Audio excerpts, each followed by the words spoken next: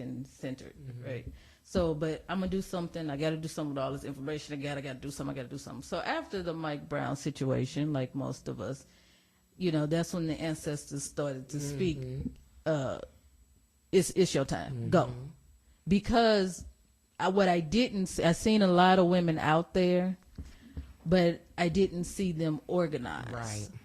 And I could feel the pain and the anger of their men being so, ridiculed and beat down. So within that's where it came from, but it's not to forget about the black man. It's actually to strengthen the black man, because if we are strengthened, being the beginning of it all, the mothers of the earth, then we can strengthen everything that comes through us. So that's the first half of, that's one of the points that I have to put out there, because a lot of times people see black women with a purpose. Oh, y'all feminists. Y'all don't like that. No, we love our brothers, and we support our brothers. That's why we do things with, other male organizations or other organizations, period, as the Black Panther Party and things like that. But as far as assisting us, we urge, black men to come along and do the programs with us, because there are black boys that need that role model and that attention and that model, of a black man. We've actually had young men come to the Saturday program, and we do a breakout session for the 13-year-olds, and we'll do it for the older ones as well this time.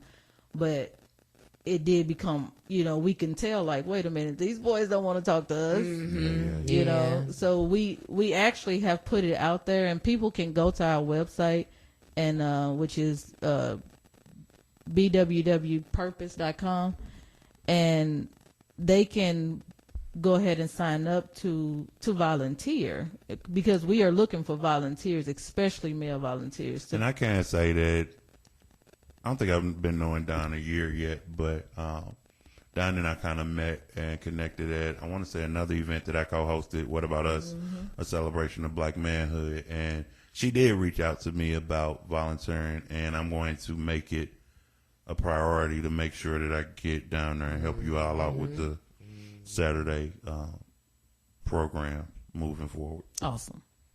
Love it. I know I myself need to get involved, and I've been saying this for a minute, but I just be having a million and one things going on. I don't like committing to everything, knowing that I can't give my time to everything. Oh, that's but understandable. right, but I definitely do want to give some time to you all, because I love what you're doing. And I want to get my kids into Saturday school. So I do want to touch on that, getting into that. Okay. Because I want to know when the Saturday school starts, and exactly, what do parents have to do to sign up, and, how do we get our kids involved and all that good stuff. The Saturday program, also, you can go to the website and just click the link to, you want the application, and we'll send it out to you.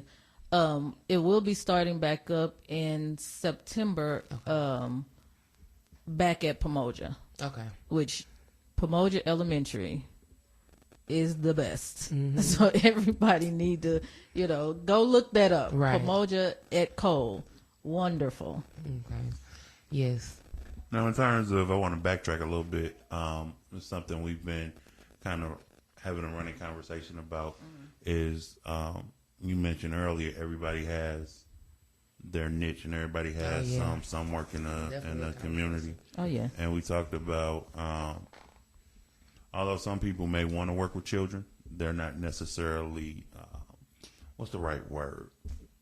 Maybe that's not their creator given thing. Talent. Yeah, that's right? not their talent. Because it takes a talent. They're not equipped to So do it. in terms of volunteers, and April just said, well, it may be hard, and I know my schedule is hard, and I'm not saying that as an excuse, but I really do overcommit myself a lot of times. What are you looking for in volunteers? Like, do they have to go through a background check? Are you looking for consistent people to come every week, or can they come like maybe one session, or what are you looking for? So, as far as the volunteering for the school, because we also need volunteers for the garden as well.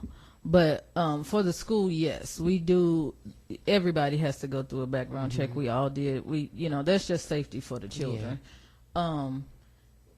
So that's a must. And then we do understand that everybody Can't work with kids. That ain't everybody's calling, and that's okay.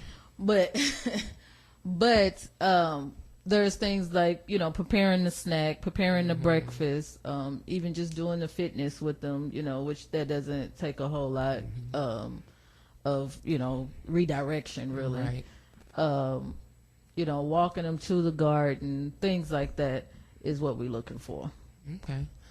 Yeah, I think that was a good question, Rob, because like when many people hear of volunteer opportunities or things that people are doing, they automatically go to just the specifics, like, okay, the school and, garden. I can't garden, I can't Right. teach. Do they want me to teach a Right. Right. So it's really important for people to know that there are other areas that you can be used in. You don't have to just be in the classroom teaching. You can, like she said, prepare snacks or walk the kids to the garden and things like that. You can be used in various areas. Right. So don't hesitate to sign up to volunteer thinking that you just have to be a teacher or a gardener or, anything like that. But just if you feel like, you want to lend a helping hand, just go in and just see what is being done and where you can lend your hand at. That's right. And that's the most important thing with our people. Like it doesn't have to be specific. You don't have to be, gifted in whatever area. Is just if you're willing to give some time and some love and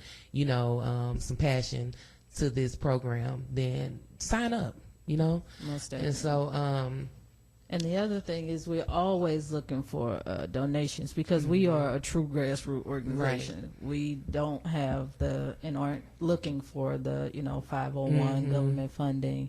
Everything that you see Black Women with a Purpose do and have rolled out, it came from donations or it has come from our pockets. I smile because that's so dope to me because I believe I work in the nonprofit sector and most of my career is in the nonprofit sector, and y'all know I got qualms with that sector. But I think we all do. I'm not knocking anyone with a 501c3. Right. Yeah, I'm not knocking anyone with a 501c3. However, I believe that as Guaviites, I mentioned earlier, self-determination, self-reliance, and self-dependence, and that means that sacrifice. We got to dig deep in our pockets. We say the children are the future, and we believe in them. We got to put money where our mouth is, right? And we can't rely just on funding. A lot of times people just want to buy your voice and buy what you're doing, right? Yep. So, it's going to take us, we can't just continue to complain, are these kids bad and boo-boo. We got to put time, energy, effort, and resources into providing something to, like you said, redirect. Oh, yeah. Some of those bags. I believe that too. I actually had I did a summer program last year. I didn't run it this year because I was on the fence about registering it as a 501c3 or just doing it how I've been doing it out of my pockets and just pushing. And because I had, I was persistent. I got donations and things like that, but I had a lot of people like, oh, get a 501c3, get a 501c3. And I'm like, I really didn't want to go that route. Yeah. I really don't want to do that. And so just seeing y'all, push through and, like he said, committing time, resources, and energy and its funds, it really has brought me back to my original decision to not, go that route and to keep doing it how I was doing it. And I think it's a beautiful thing. Like I've noticed, I worked with a lot of nonprofits as well, and I just was in that mindset, this is how you get the money, this is how you get the support, this is how you get the funds.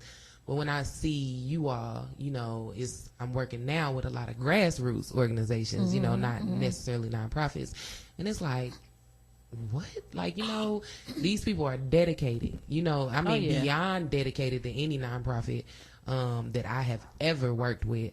And when I just witnessed that and the passion and not being corrupted, by having to get funds and doing things a certain way because you have to get these funds.